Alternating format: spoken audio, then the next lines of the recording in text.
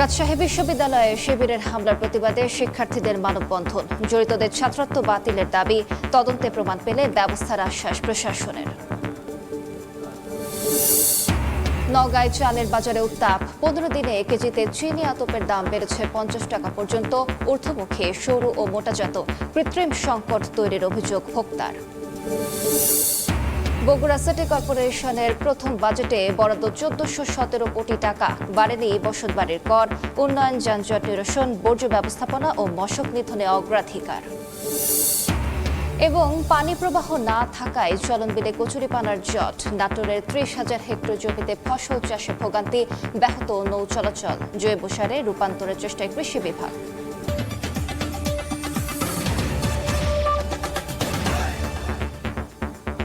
আমন্ত্রণ সময় সংবাদের নিয়মিত আয়োজন বিভাগীয় সময়। থাকছি সপ্তাহে 7 দিন ভিন্ন ভিন্ন বিভাগের সংবাদ নিয়ে। আজ থাকছে রাজশাহী বিভাগ, সঙ্গে আছি আমি আলিশা ইসলাম। রাজশাহী বিশ্ববিদ্যালয়ে 3 শিক্ষার্থীকে শিবির ও রাকসু নেতাদের মারধরের প্রতিবাদে মানববন্ধন করেছেন সাধারণ শিক্ষার্থীরা। হামলাকারীদের ছাত্রত্ব বাতিল, রাকসু প্রতিনিধির পদ থেকে বহিষ্কারের দাবি জানান তারা। তদন্তে অভিযোগ প্রমাণিত হলে ব্যবস্থা নেয়ার আশ্বাস প্রশাসনের।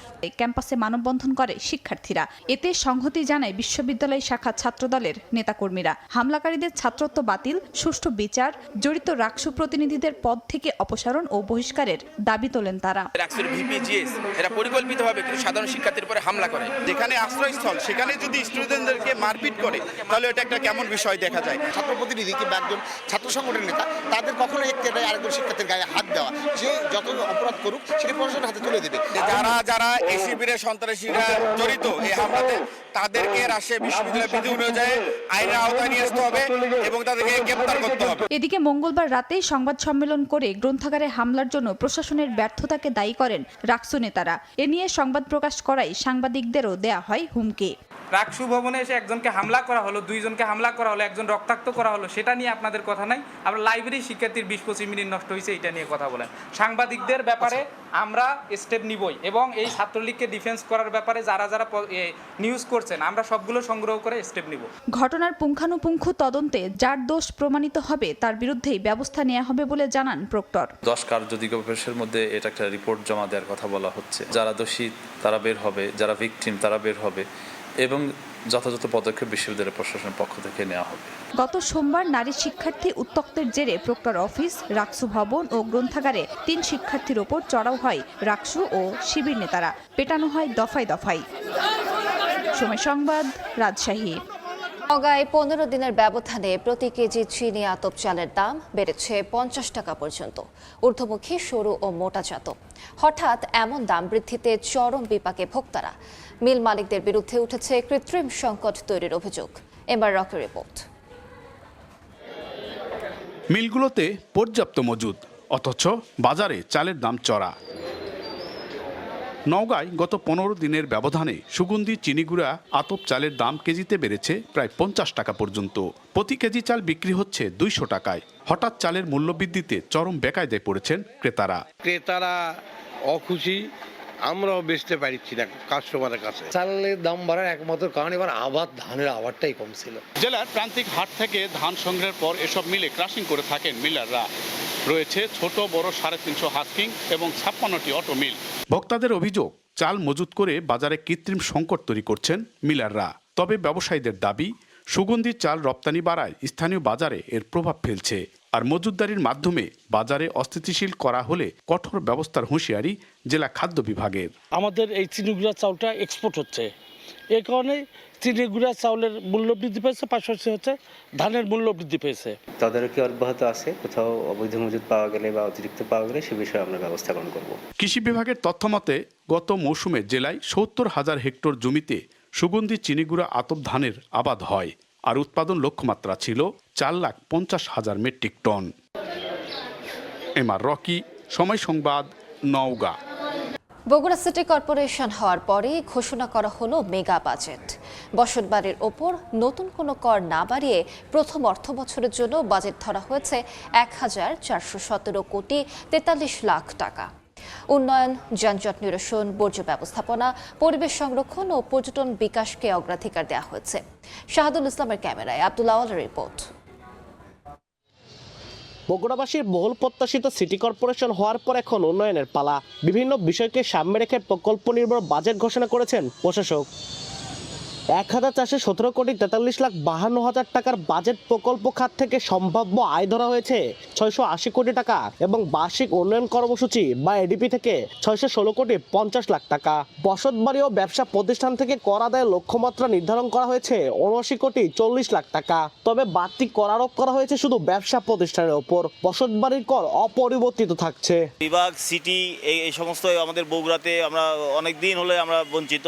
বগুড়ায় যানজট ব্যাপক হারে ইদানিং বেড়েছে। এই যানজট নিরসন করতে গেলে বগুড়াতে রাস্তার প্রয়োজন। নতুন শহর যদি বগুড়াতে না করা যায় তাহলে এই যানজটটা আরো থেকেই যাবে। নাগরিক সেবায়ও এসেছে নতুন অগ্রাধিকার। প্রথমবারের মতো বাজেটে যুক্ত করা হয়েছে মাদক বিরোধী অভিযান এবং স্বেচ্ছাসেবী নিয়োগ নামে দুটি নতুন খাত। দীর্ঘদিনের যানজট নিরসনে নেওয়া হয়েছে কঠোর পরিকল্পনা। এখানে আমরা প্রাধান্য দিব আমাদের এই বগুড়ার রাস্তাগুলো সংকীর্ণ, এগুলো চওড়া করার জন্য একটি ব্যবস্থা নেব। যানজট কিন্তু সিটি কর্পোরেশনের পক্ষে এককভাবে সবকিছু করা সম্ভব নেই। এছাড়া আগামী 5 বছরে নগর জুড়ে 50,000 বৃক্ষরোপণ, প্রতিটি ওয়ার্ডে একটি করে বিনোদন পার্ক নির্মাণ এবং পুরনো পার্কগুলো আধুনিকায়নের উদ্যোগ নেওয়া হয়েছে। আব্দুল আউয়াল, সময় সংবাদ, বগুড়া। বাহ না থাকায় নাটোরের চলন বিল ভরে গেছে কচুরিপানায়। এতে প্রভাব পড়েছে প্রায় 30,000 হেক্টর আবাদি জমির ওপর। ব্যাহত হচ্ছে নৌকা চলাচলও। অবশ্য আগাছা হিসেবে থাকা কচুরিপানাকে জৈব সারে রূপান্তর করার চেষ্টা চলছে বলে জানিয়েছে স্থানীয় কৃষি বিভাগ।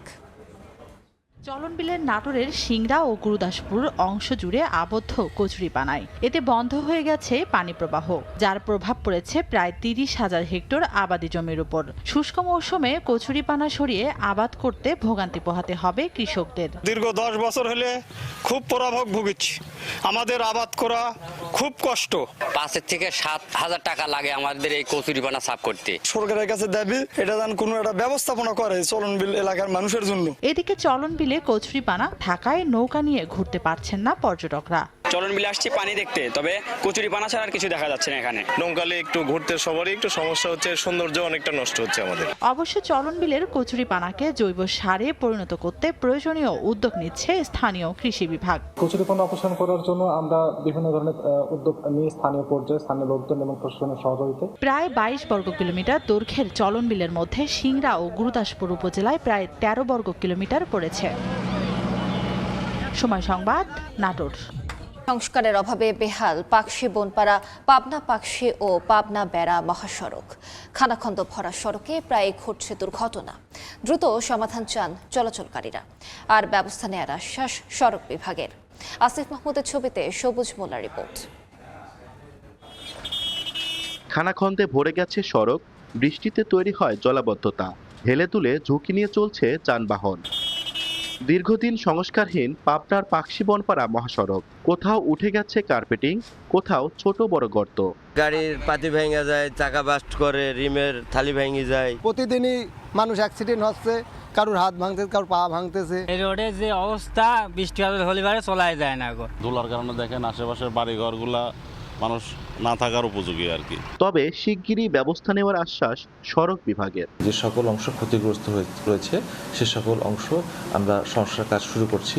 বর্তমানে বর্ষাকাল চলমান রয়েছে, বর্ষাকাল শেষ হওয়া মাত্রই স্থায়ীভাবে সড়ক সংস্কার শুরু হবে। পাবনা জেলার 3টি মহাসড়কে প্রতিদিন ছোট বড় অন্তত 30,000 যানবাহন চলাচল করে।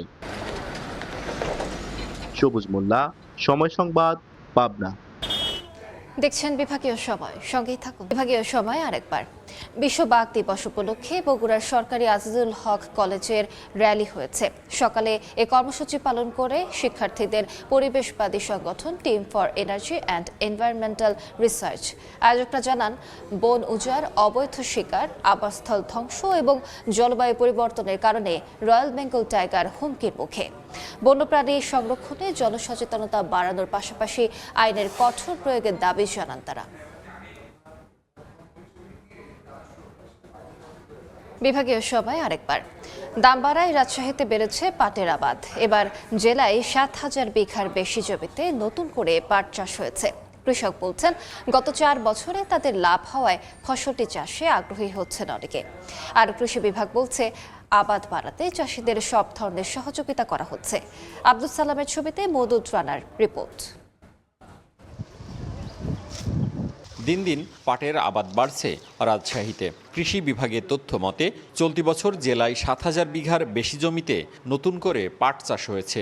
অর্থকরী এ ফসলের চাহিদা রয়েছে জেলার ৭টি জুট মিলে। কৃষকরা বলছেন ফলন ও দাম ভালো হওয়ায় অনেকেই চাষে আগ্রহী হচ্ছেন। স্থানীয় বাজারগুলোতে এরই মধ্যে নতুন পাটের বেচাকেনা শুরু হয়েছে। প্রতিমন পাট ৪ থেকে ৪,৫০০ টাকায় বিক্রি হচ্ছে। এরকম দাম বেশ তাহলে কৃষক কিছু টাকা পাবে। যারা নিম্ন মানুষ সেটা ৪,২০০, ৪,০০০ থেকে ৪,২০০ কিনে বেচা হচ্ছে। চাহিদা বেশি হচ্ছে বা দামটা ভালো পাচ্ছি আমরা। কৃষি বিভাগ বলছে পাটের আবাদ বাড়াতে চাষিদের সব ধরনের সহযোগিতা করা হচ্ছে। পাট এবং পাটজাত দ্রব্য বিদেশে রপ্তানি করেও কিন্তু আমরা বৈদেশিক মুদ্রা আয় করতে পারি। তো সরকার এই বিষয়ে কিন্তু সচেষ্ট আছে। কৃষি বিভাগের তথ্য মতে এবছর পাট উৎপাদনের লক্ষ্যমাত্রা ধরা হয়েছে প্রায় ৫০,০০০ মেট্রিক টন। মওদুদ রানা, সময় সংবাদ, রাজশাহী। রাজশাহী বিশ্ববিদ্যালয়ে শিবিরের হামলার প্রতিবাদে শিক্ষার্থীদের মানববন্ধন। জড়িতদের ছাত্রত্ব বাতিলের দাবি, তদন্তে প্রমাণ পেলে ব্যবস্থার আশ্বাস প্রশাসনের। এবং নওগাঁয় চালের বাজারে উত্তাপ। ১৫ দিনে কেজিতে চিনি আতপের দাম বেড়েছে ৫০ টাকা পর্যন্ত। ঊর্ধ্বমুখী সরু ও মোটাজাত কৃত্রিম সংকট তৈরির অভিযোগ ভোক্তার।